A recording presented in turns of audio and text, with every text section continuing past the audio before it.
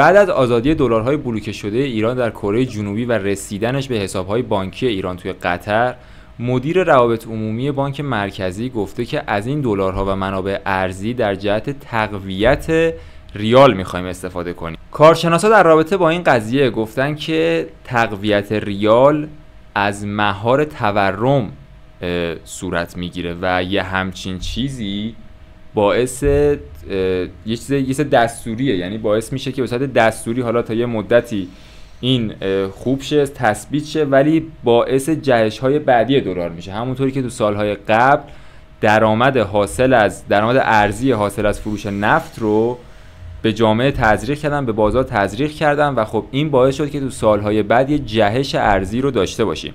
حالا در این رابطه تو نظرت چیه؟ اینا دست میان این منابعی که گرفتن و ازش چجوری استفاده میکنن، یعنی به جای اینکه ببرنش تو تولید و زیرساختی بخوان اوضاع تولید رو اوکی بکنن، از این منابع استفاده میکنن، هم شوک خبری میدن، هم شروع میکنن به دستوری قیمت رو نگه داشتن. الان شما اگه نگاه بکنید قیمت دلار داره درجا میزنه، یعنی نه بالای خیلی خاصی میزنه نه پایین خیلی خاصی، و این به خاطر هم بحث اینه که دارن ارزپاشی میکنن، هم دارن خبردرمانی میکنن.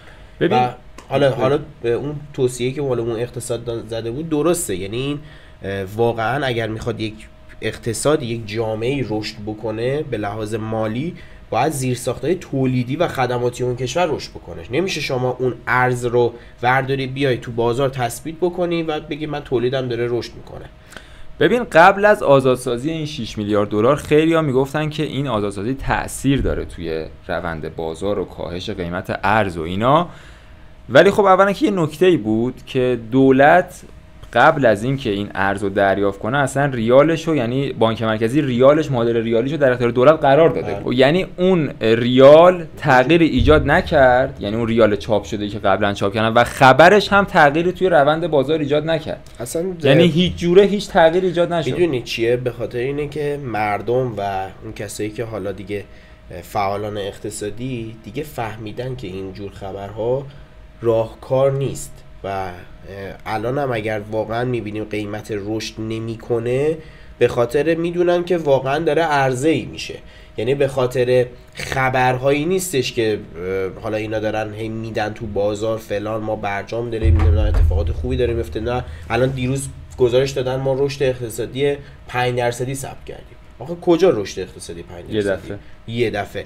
بعد شما اصلا وقتی که توی کشوری تورم داری، صحبت کردن از رشد اقتصادی اصلا بی‌معنیه. فدرال رزرو از بعد از کرونا داره تو سر خودش میزنه بدبخت که آقا من نرخ بهره‌مو انقدر ببرم بالا کنترل شده، نه یه دفعه و غیر سازمانی. اوکی منطقی ببرم بالا، بتونم به مرور تورم رو اول کنترل بکنم بعد برم به سمت تولید. یعنی تا وقتی که اینجوری که من متوجه شدم منظور اینه که تا وقتی که تورم هست اصلا رشد اقتصادی معنی نداره. نمیشه. ببین تو وقتی که تورم باشه تو خودت فکر کن کارخونه داری، تو چه حد میتونی قیمتتو ببری بالا؟ از اون طرف یک کاستومری هست، یه مصرف کننده هست که تقاضا نداره، پول نداره که بخواد اون کالای تو رو بخره. پس مجبوری چه اتفاقی بیفته؟ از سر و تش بزنی، از کیفیتش بزنی. میفهمی چی میگم؟ تولیدت به معنای واقعی رشد نمیکنه. میشه کارخونه‌های فشل ایران خودرو سایپا، یه مش ورشکسته که آتش‌خال میدن بیرون، هزار تا چیز دیگه. الان تنها کارخونه ها و کمپانیایی که بالا دارن اوکی تر کار میکنن بحث صنعتیه دیگه، مثلا فولادیا، مثلا پتروشیمیا، اینا دارن ارز میارن، وگرنه تو داخل ما هیچ اتفاق خاصی نیفتاده. حالا الان که دلار داره بین 49 و 50 نوسان میکنه، به نظر تو الان اینو زوری این قیمت نگرش داشتن، یعنی دستوری این قیمت نگرش داشتن و بهای واقعی دلار الان مثلا قیمت بالاتریه؟ ببین من فاندامنتالی حالا یکی دو تا گزارش هم داشتم میخوندم و اصلا خودتونم میتونید خیلی ساده بزنید اختلاف نرخ تورم ایران و آمریکا رو بزنید از یک سال مبدأ مشخص. برای سال آینده خیلی از این تحلیلگرا عدد 70 تا 75 تومن رو زدن. ارزش ذاتی دلاره. دقت بکنید ارزش ذاتیشه. قیمت ممکنه متفاوت باشه و این قیمت رو توی اصول فاندامنتال میگن قیمت اون گپش با ارزش ذاتی رو پر میکنه، حالا یا اوور ولیو یا آندر ولیو، میرسه به یه مقطعی بهش میگن فیر ولیو، یعنی ارزش منصفانه و اون خودش رو کاور میکنه. الان خب این 40-50 تومن به خاطر چیه؟ به خاطر همیشه گفتم آقا این انتخابات یک سال پیش رو خیلی مهمه، هم برای ایران هم برای کل دنیا. خیلی اتفاقات میتونه تغییر بکنه، یعنی از بحث تموم شدن جنگ اوکراین بگیر تا اومدن به سمت اتفاقات داخلی. خب به نظر من الان مردم یا حالا کسایی که سرمایه گذاران هستن الان دلار رو نمیخرن نمیفروشن دست نگه داشتن فقط به خاطر همون بحث انتخاباته، میخوان ببینن چه اتفاقی میفته و در کنارش واقعا عرضه‌ای که داره بانک مرکزی میزنه و نمیذاره قیمت خیلی نوسان خاصی بکنه. حالا یه سوالی برام مطرح شد با توجه به این حرفی که زدی، گفتی که ارزش ذاتی دلار واسه سال آینده خیلی از مثلا ارزش گذارا میگن که 70-75 تومنه و گفتی که حالا ممکنه قیمتش از این کمتر باشه. درسته؟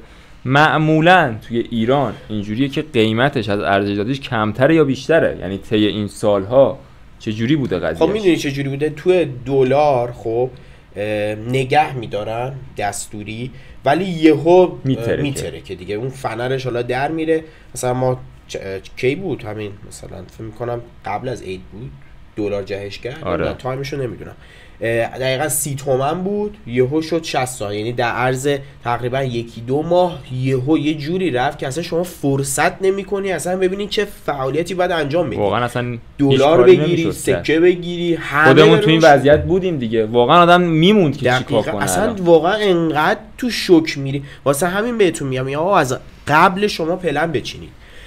واقعا هیچ اتفاق خاصی نیفتاده فعلا، مگر اینکه اتفاقاتی باشه که پیش بینی ناپذیر باشه. یعنی آقا یهو مثلا ترامپ بیاد جمهوری خواه بیاد و واقعا مذاکره کنه دیگه. اینو نه من میتونم بگم نه فکر کنم هیچ تحلیلگر دیگه نمیتونه، که معمولا اتفاقات پیش بینی ناپذیر توی ایران همیشه در جهت بالا رفتن همه چی بوده، نه در جهت پایین اومدن. توی 40 ساله اینجوری بوده. توی 40 ساله اینجوری بوده.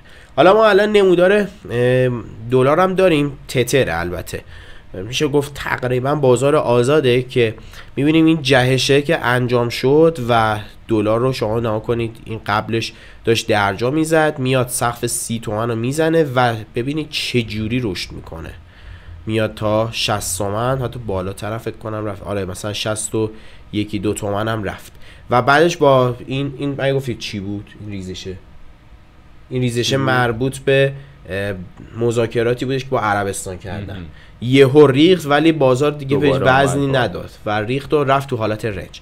حالا اگر ما بخوایم کلی نگاه بکنیم به این قضیه، خب الان شما دارید میبینید دیگه، نگاه کنیم ما الان تو فاز رنجیم، سقف 60,000 تومان که سقف تاریخیشه، کفش هم دیگه بدترین خبرها اومد در جهت دلار. حالا اقتصادی خبر خوبی بود ولی برای دلار بدترین خبری که اومد اوورد تا 44,500. بعدش انقدر اینجا آندر ولیو بود یهو شروع کرد به رشد کردن و دیگه نیومد به سمتش. معمولا تحلیل تکنیکال کلاسیک میگه آقا اگر این محدوده رنج شکسته بشه به اندازه ارتفاع اون محدوده‌ای که درش داشته بازی میکرده بازار میتونه حرکت بکنه. یعنی اگر به سمت بالا شکسته بشه تارگت این ارتفاع رو شما میگیری، ارزش رو اینو از نقطه شکست بزنی بهت یه سری اعداد میده، ناکنید عددش چنده؟ 80,000 تومان.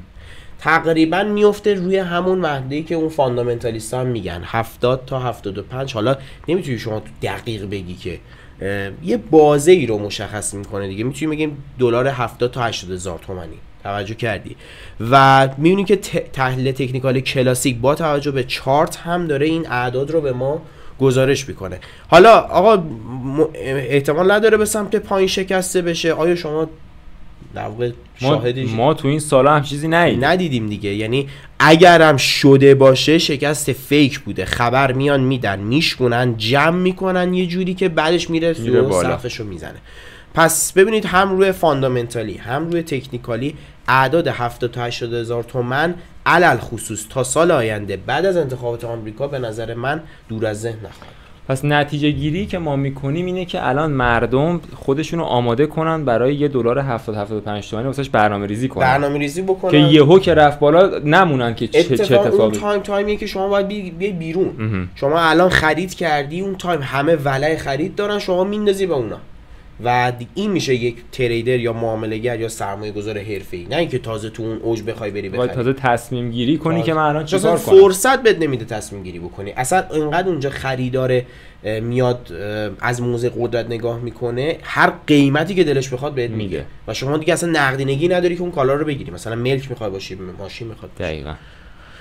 این دیگه حالا تحلیل ما بود، هم به لحاظ فاندامنتال بهتون گفتیم، هم به لحاظ تکنیکال. صحبتی که شد در واقع حرف همه رو در راستای حرف همه بود. یعنی طبق گفته همین بانک مرکزی و کارشناسایی که اومدن این گفته رو تحلیل کردن و هم تکنیکالی که ما الان بررسی کردیم داره اینو میگه که احتمالاً سال دیگه یه تارگت 75 تومانی شاید هم 80 تومانی آره دیگه برای دلار داشته باشیم. 70 تا 80 تومان. خب خودتون رو، یعنی مردم باید خودشون رو آماده کنن. میگم این به لحاظ تایمینگ نمیشه واقعا دقیق گفت، ولی به نظر من حداقل تا قبل از انتخابات این اتفاق نخواهد افتاد. بعد از اون حالا ممکنه سال بعدش، 2 سال بعدش، ولی میشه. به نظر من اگر همین روال مملکت بره جلو، تحریما برداشته نشه، مذاکره نکنن، واقعا مشکلات داخل رو علاوه خصوص تو سیستم بانکداری حل نکنن، این اتفاق قطعا میفته. بسیار خوب، اینم شد از تحلیل دلاری که خدمتتون عرض کردیم، هم به لحاظ تکنیکال هم فاندامنتال گفتیم، از همه ابعاد و جوانب بررسی شد. اگر تحلیل مابقی بازارها، حتی طلا، خیلی‌ها پیشنهاد دادن، بورس رو خیلی‌ها گفته بودن، دوست دارید که انجام بشه، همینجا برای ما کامنت بذارید و نظرات خودتون رو بگید. اگر شما هم در مورد دلار نظری دارید برای ما بنویسید. ممنون از اینکه ویدیو رو دیدین. تا ویدیوی بعدی، خدا نگهدار.